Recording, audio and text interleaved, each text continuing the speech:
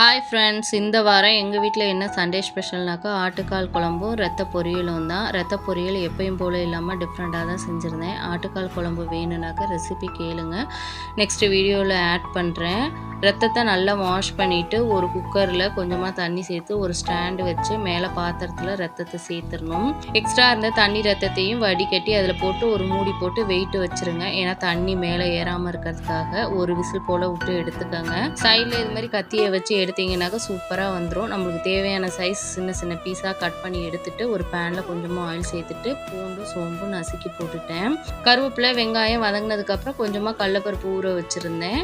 அது கூட தேங்காய் சோம்பு இஞ்சி பூண்டு பேஸ்ட்டு எல்லாத்தையும் ஆட் பண்ணிவிட்டு தக்காளி ஆட் பண்ணி உப்பு ஆட் பண்ணி தேவையான அளவு தண்ணி சேர்த்து மூடி போட்டு மூடிட்டேன். எண்ணெய் பிரிஞ்சு வந்ததுக்கப்புறம் நம்ம கட் பண்ணி வச்சுருந்த ரத்த பீஸை போட்டு மிக்ஸ் பண்ணி மூடி போட்டு வெந்ததும் இறக்கிட்டேன். கண்டிப்பாக ட்ரை பண்ணுங்கள், டேஸ்ட் வேறு லெவலில் இருக்கும். நாளைக்கு ஒரு வீடியோவில் பார்க்கலாம்.